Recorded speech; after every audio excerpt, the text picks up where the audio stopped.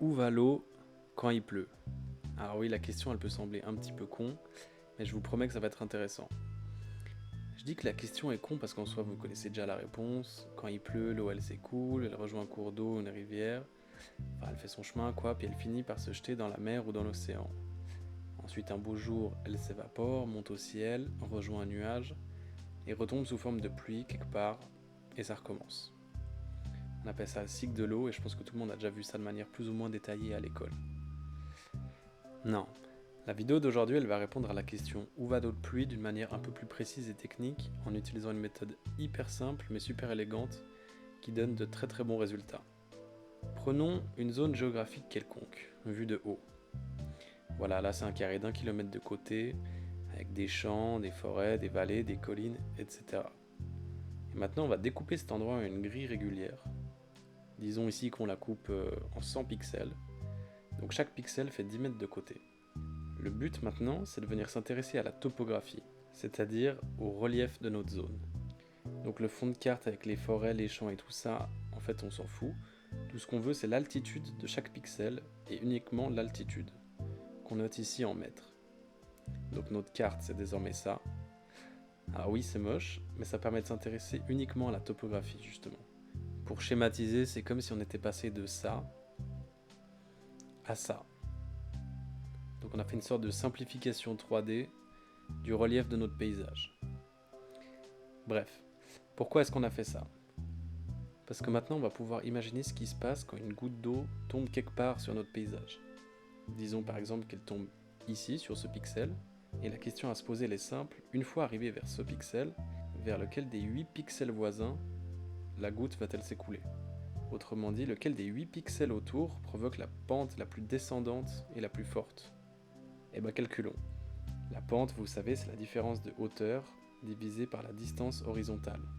Par exemple, pour le pixel qui se trouve au-dessus, la différence de hauteur c'est 640 moins 690, et on divise ça par la distance entre les pixels qui dans notre cas est de 10 mètres. On a donc une pente de moins 5. Pour le pixel d'à côté, on aurait 660 moins 690, qu'on divise par la distance entre les pixels, qui cette fois est en diagonale, donc racine de 2 fois 10 mètres. Et la pente est donc de moins 2,12. On fait ça pour tous les autres, et on regarde la pente la plus négative. On se rend compte alors que notre goutte d'eau tombée sur notre pixel central s'écoulerait vers le haut. Alors on est bien d'accord que c'est marrant 2 minutes de faire tous ces calculs à la main, mais bon, il y a d'autres choses à faire dans la vie.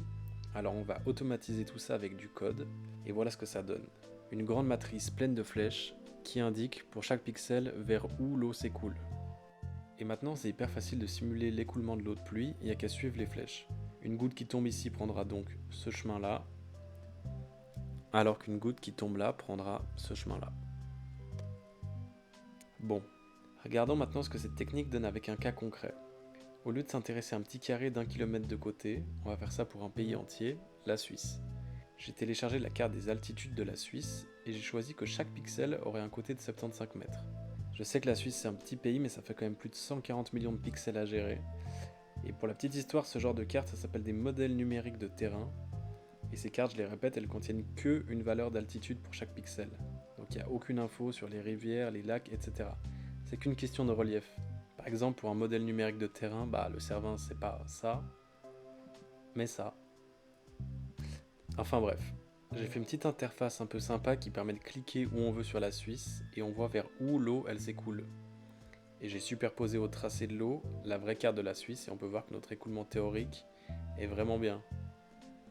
Si on part d'un endroit un peu au bol, par exemple ici en Valais, alors on clique, on voit que l'eau suit sa vallée, elle rejoint le Rhône, elle fait toute la vallée du Rhône en suivant à peu près le tracé réel du Rhône, donc c'est la preuve que c'est pas mal.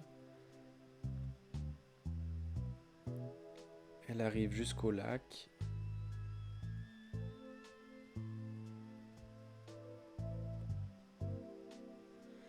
Une fois qu'elle a traversé tout le lac, elle arrive à Genève, à nouveau le Rhône, jusqu'à qu'elle sorte de la Suisse. Et en testant d'autres endroits un peu au hasard sur la Suisse, on voit que le trajet est toujours très cohérent, qui suit les rivières qu'on connaît bien jusqu'à que ça sorte de la Suisse.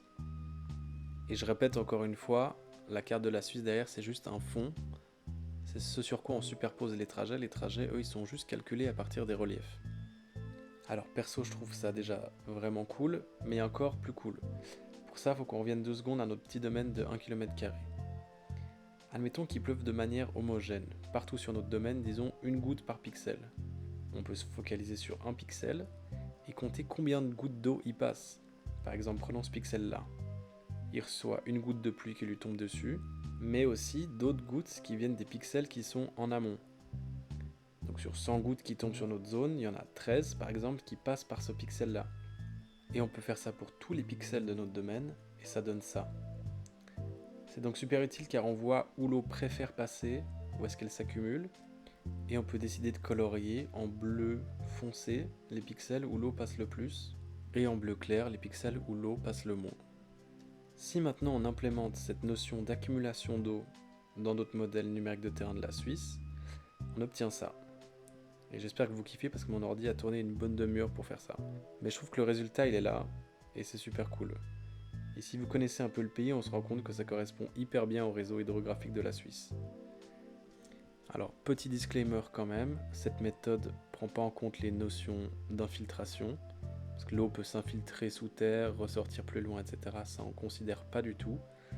Mais je trouve que le résultat, il est quand même très bon, et c'est juste joli quoi.